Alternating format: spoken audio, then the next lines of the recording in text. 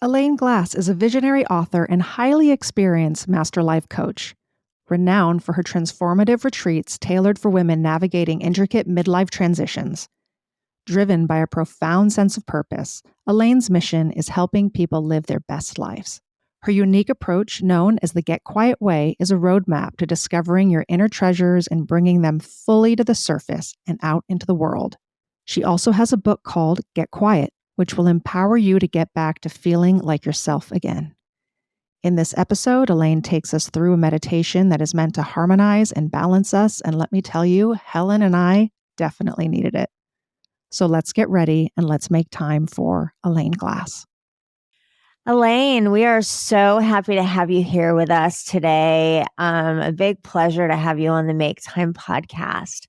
And we're here with me and Emma today while we make time with all our listeners. And so thank you for joining. Thank you so much for having me, ladies. I am thrilled to be here. We start with this on all our podcasts. So please share with our listeners, what's the most important thing that you make time for and why? The most important thing I make time for now, which I never did before, and I learned my lesson, was to make time for my spirituality.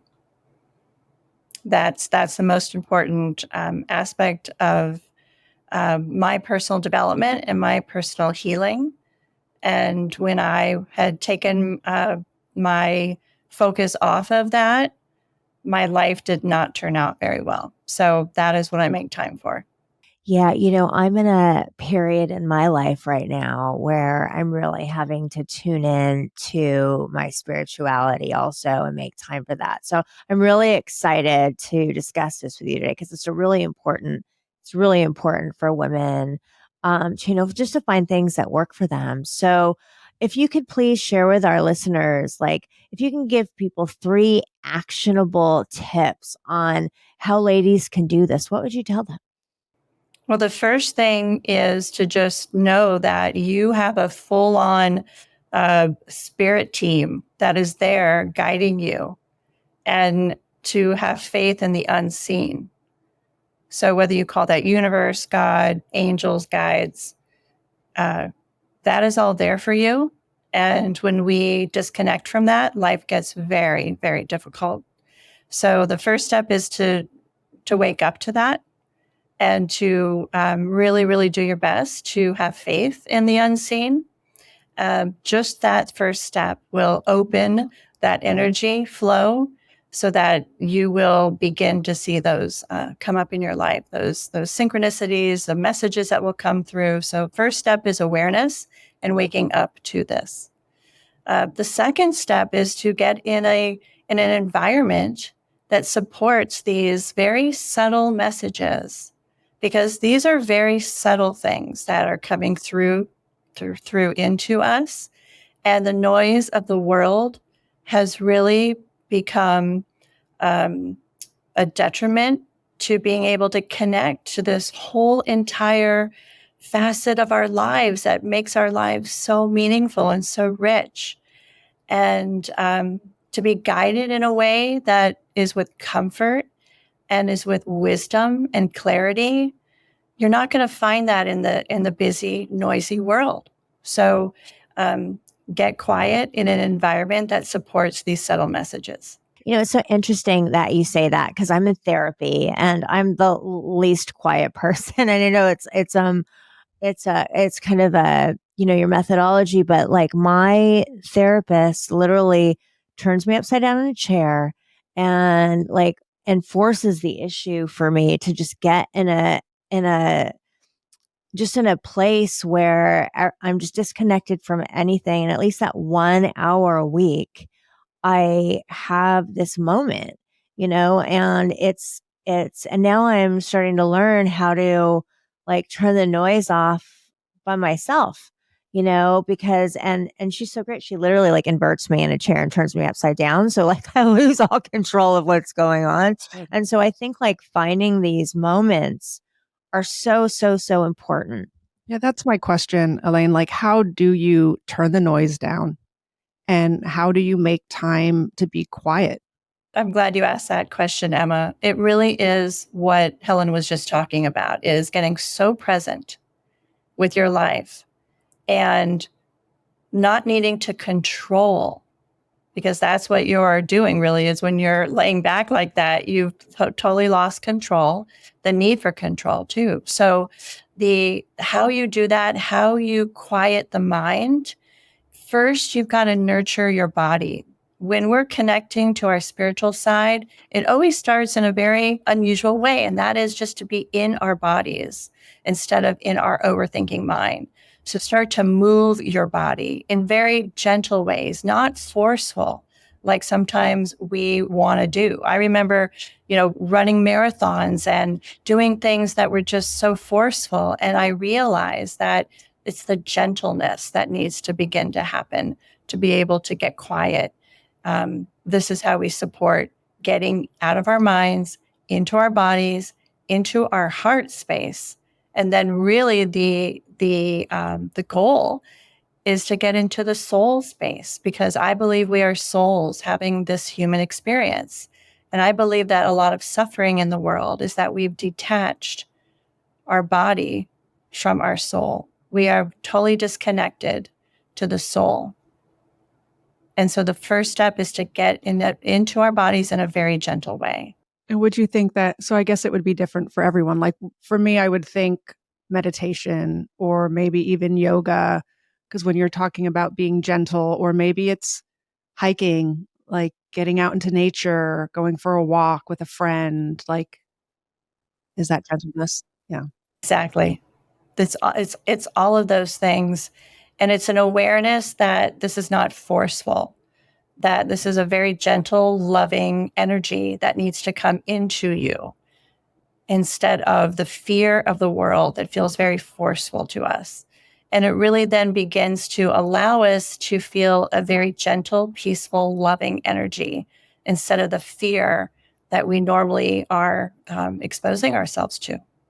Yeah, and I think, for those of you who know me, I mean, I lost probably one of the most important people in my life last year, and my knee-jerk reaction, yeah, I mean, I had no idea what was going on.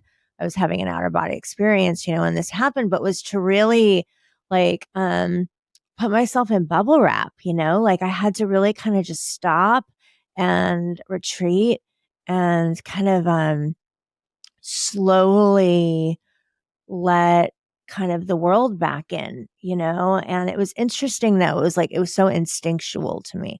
Like I needed to be outside. I needed to be away. I needed to turn everything off. I needed to just um, lock myself up in a fortress, and like little by little, I'm coming out. So I think for me, it really resonates with this whole, gentleness, because I found that very helpful for me over these last few months. So, what else can people do? What else do you think is important? How people can make time for this? Well, first, I want to acknowledge your loss, and everything that you just shared is very instinctual. It's very intuitive, especially for women, to create space, because we hold so much. I had a coach once say to me, I was like, I feel like people think I'm a know-it-all, and he's like, no, you're a hold-it-all. And I was like, whoa. Yeah, that's heavy. That's some heavy stuff right there, literally. Mic drop. Totally. And Wow. in that moment, I was like, yeah, I have been holding way too much. And I'm holding my kids' emotions. I'm holding my partner's, burdens. And, we tend to just hold so much, and it becomes way too heavy. And so how do we create that space? How do we get ourselves into, like you said, that bubble that protects us from gathering any more of that stuff that we just can't hold anymore? I realize that in the quiet, that we don't carry the weight of the world on our shoulders. I realized that when these energy points came to me in the quiet that I had experienced, that we carry the weight of the world in our hip energy, in that little cupped ilium. And so what I help my clients do is I help release that dark, stuck energy out of their hip area. And they really tend to lighten up just with that simple visualization. And in Get Quiet, the book, I share a lot of visualizations that will help you shift this energy from feeling stuck and heavy to being really the lightness of being that you really came into this world as. And this is about getting back and returning to that. I love it. I Yeah. love that too. I think we hold on to a lot of stuff, Oh Emma. my gosh. Yeah. I mean, you were saying hips. I was and I was like visualizing how we do carry so much on our shoulders, but really I feel like I carry so much internally. Like it's not even on my shoulders, it's like living in my body. And how do you get that out? And how do you bubble wrap yourself and sort of keep all of this all these feelings from not penetrating you? You know, sometimes it's like you can't take on everything and all things all the time. And I think as women, we're so susceptible to that, so open to that. So, how do we shield ourselves a bit and protect ourselves from having it always enter? That's such a great question, because that really gets down to the root of what we're talking about, Emma. This is about, yes, it's protecting us with boundaries, but not so that we are putting up walls so that nothing good can come in as well. So there's a very fine balance to that. And in terms of the internal shift, these are the 8 energy points that I feel can really help harmonize and balance our bodies. And so if you don't mind, I can go through these energy points with you so that you and your listeners can always have them. And if you're near a paper and pen, you can write them down, but we could just do a quick like meditation visualization if you don't mind. And I I can love it. show you Let's how to go. get that harmony and inner peace that we're looking for. So if you would like, we can close our eyes down. Take a nice, really deep breath in. Hold the intention that we deserve inner peace. And the very first thing we notice is the abdomen area. This is where we hold a lot of stuck energy. This is where a lot of healing can occur, especially for women. The womb area, and all the other vital organs that are in the abdomen. So we focus there and we visualize anything that feels stuck. Are there any images that come up? Sometimes it could be a rolling waves of an ocean. Sometimes it could be a garden full of weeds that need to be pulled out through your belly button. Use your imagination. This is a very playful visualization. We're going to head up now to the heart region. This is the second energy point. Take a really deep breath in. This is the part of the book where in Get Quiet, I talk about matching our breath with the universe's breath. When we are in pain and suffering, we know that the universe has a breath that we can match up with for the healing that we need within ourselves. That we are not alone. The next energy point would be your head. And visualize all the racing thoughts and how you just want to have them flow out of you. Then we go down to the hips. We talked about any stuck emotions. Sometimes it can look like balls of yarn that we can just pull out, those stuck, knotted balls of yarn right out of our hips, and let the yarn float away. We're going to move through down to our feet. This is about grounding ourselves. This is about knowing that we are not only of the earth, but also of the divine. And so grounding now is not just down to the earth. It's not just these beautiful rays of light shooting down into the earth, but it's also these rays of light shooting up to the heavens. Isn't that such a beautiful, beautiful vision?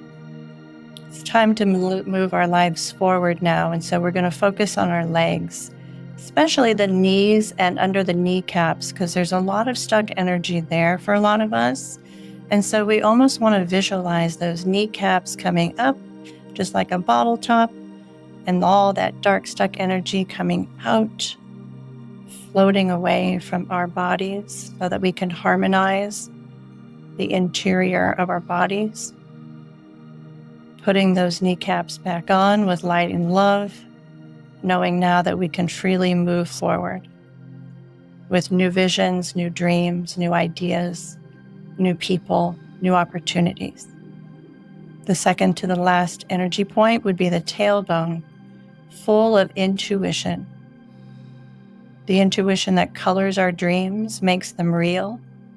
Sometimes we feel like we have never had our intuition or that we've lost our intuition. It's always there. It's just the noise blocks that out. Cleaning and clearing that tailbone energy that could be stuck, bringing love and light back in there. And then finally, our shoulders and the rays of light that shine up into the universe, connecting with unity consciousness, knowing that we are everything, everything is us, and there is only love, and only love is real. Bringing that love back down into our bodies, every cell in our bodies, and locking all of that in and activating this for the purpose of purely harmonizing this body of ours, this precious, precious body of ours, and knowing that we can create peace within us and in the world. You did it. We did it. We did it. That was like a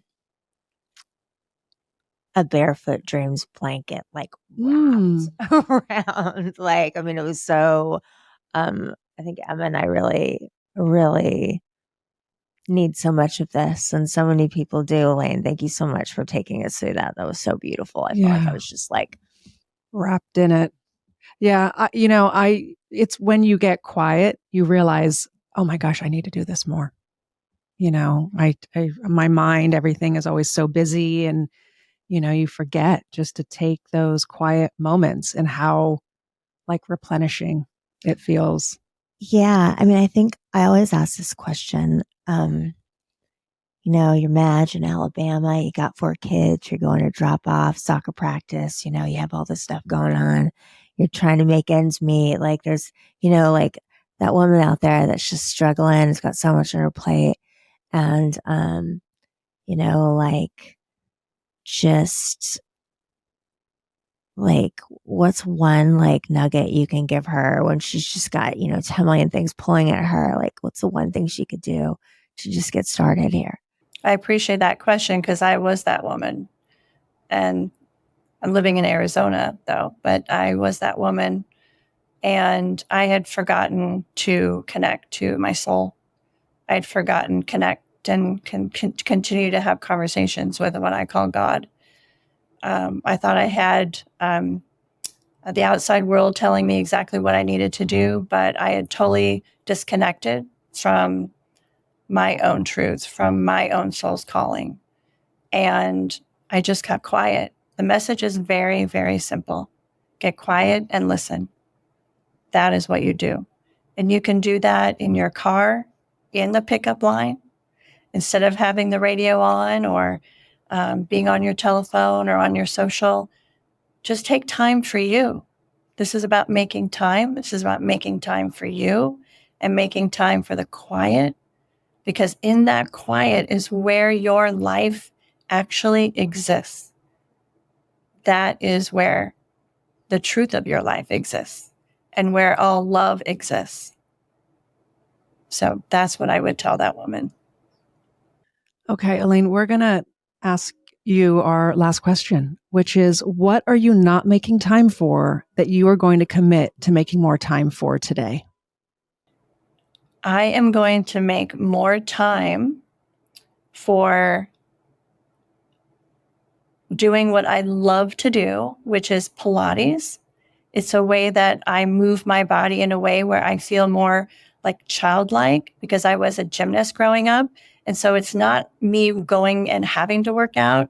It's doing something that feels like play, which I believe is one of womankind's greatest achievements, is play. And sometimes I forget to play. So it's Pilates, off I go. I love it. I'm a Palazzo too. And so I love making time for Pilates. So bravo to you. And I like to make time to play.